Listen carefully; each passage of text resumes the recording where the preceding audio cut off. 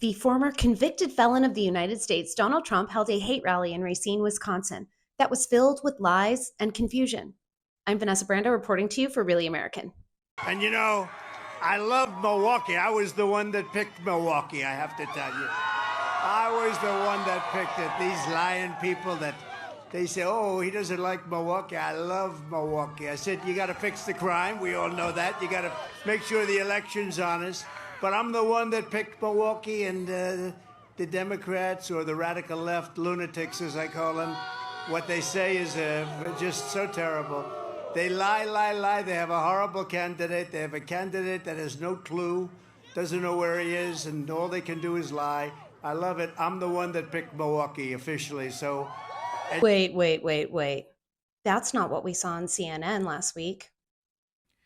So just last week, the former president was quoted as calling Milwaukee, quote, horrible during a closed-door meeting with House Republicans. That's according to a source who was in the room. And since then, several members of Wisconsin's delegation have said that the comment was made in the context of crime and election lies, I should say. The dawn is starting off strong with lie number one, and I can promise you that is going to continue to trend throughout this video. It's only going to get more confusing from here, so buckle up. Joe Biden's granting mass he's going to formally grant a mass amnesty to millions of illegal aliens that came into our country. Thank you very much.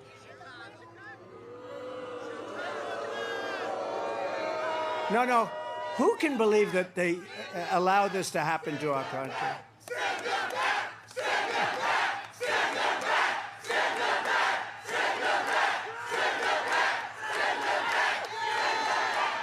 Well, that was disgusting and disgraceful. He then went on to complain about hotels and languages.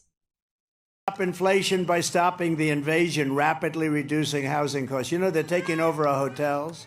Think of it. You have people that come in illegally that don't speak the language. We don't even know the country. These are countries where we have nobody in our country that even understands the language. And they're living in luxury hotels in many cases. Yes. Languages, hotels, migrants, inflation, amnesty. It's going to lead us right into our next subject, which I'm calling Republican math. Inflation, our real inflation. They said it was 10 for the last couple of years cumulatively. You take a look at inflation, and if you add different categories, which they don't, I think our inflation is between 40 and 50%. They say it's a 22%. 22% is a lot. That's record setting. But I think you could double it. Let them add the cost of interest. Let them add the cost of trying to buy a house. Nobody can buy a house anymore. The American dream is dead. The money they can't get, the interest rates through the roof. During my term, we had gasoline down to $1.87 a gallon. Fact check.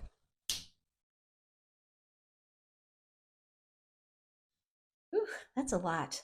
And now seemed like a perfect time for him to shift his ever-changing focus to student loans and let us know that they are a vital attack on somebody, but I'm not sure who. Let's take a look at the clip. With the tuition, and that didn't work out too well. He got rebuked, and then he did it again. It's going to get rebuked again, even more so. It's an even more vile attack. But he did that with tuition just to get the publicity for the election. He doesn't care about that. He just wants to see if he can get it by the election. And of course, since we're talking about students, we can't skip over it without a dash of QAnon and a sprinkle of anti-masking. And by the way, Mr. President, I know you're going to take care of this. They can't account for 100,000 children. And sadly, too many of those kids. And I will not give one penny to any school that has a vaccine mandate or a mask mandate. A young and impressionable fan who looks like he has a brand new t-shirt that must have been made in the last several weeks due to the current events in Trump's life is wearing a shirt that says, "I am voting for a convicted felon." Only he's not old enough to vote. After all of that, he needed a little bit of a breather and some time to take in the beautiful scenery and talk about sharks. I could have had 200 lawyers less. My life could have been so simple. I would have had a beautiful life, but this is a beautiful life. This is far more beautiful. I mean, what's better? being with you right now. Look at that beautiful lake. That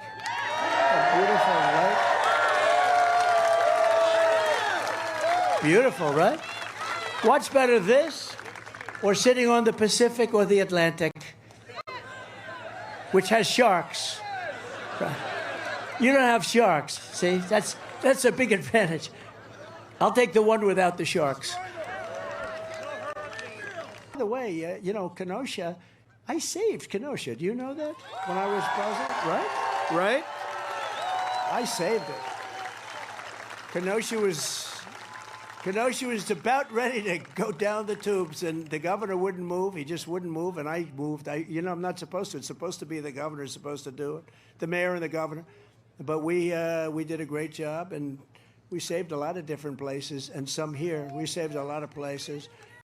And to clarify, by saving Kenosha, he meant inspiring teenage extremists to commit crimes, and then patted him on the back after taking the lives of 2 innocent civilians. This is where things get dark, murky, and dystopian, where he appears to start having some fantasies about the things that he would like to do to Americans. Fist fighting with a cop. I've seen cops shot. I've seen a lot of things. But a fist fight, that's really like crazy. And they're duking it out in the middle of a street. And if that happened to him in his country, they would have had him killed immediately. He would have been killed immediately. But here we're very nice. We're politically correct. Also, it's no secret that Trump and Republicans' literal wet dream is to be able to harm Americans that oppose their views in the streets. And I would like to quote him from his 2016 campaign, where he stated, "I could bleep somebody in the middle of Fifth Avenue and I wouldn't lose any voters." At least we know he's still thinking about it.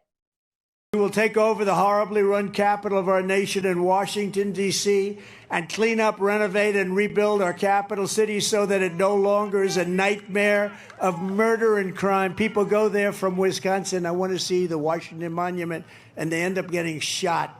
They end up getting killed. It's a horrible thing taking place in the Capitol. We're going to take it over. It's going to be run properly. It's going to be beautified. It's going to be cleaned. Oh, yes, Donald. None of us forget the last time all of your supporters went to our Capitol on January 6th, which is a perfect segue for us to go into his election denying and January 6th committee bashing. Roll the tape. Do you remember in 2016 we won, and then we did much better here in 2020, but lots of things happened. And then in the end we won, but by that time it was a little late. Vote, watch your vote, because they tend to disappear. Watch your vote. Make sure it's counted, and you can do that. Make sure it's counted. You have great people. Again, Tommy is going to be totally involved, and you have 2 great governors that are going to be involved, and we appreciate it very much. And now we've finally made it to the end, where Trump seems to finish the speech having a moment of reflection, in between mumbling about Joe Biden and just causing a bunch of deflection. But personally, I think it might just be a masked confession. Joe Biden, this guy is just the worst.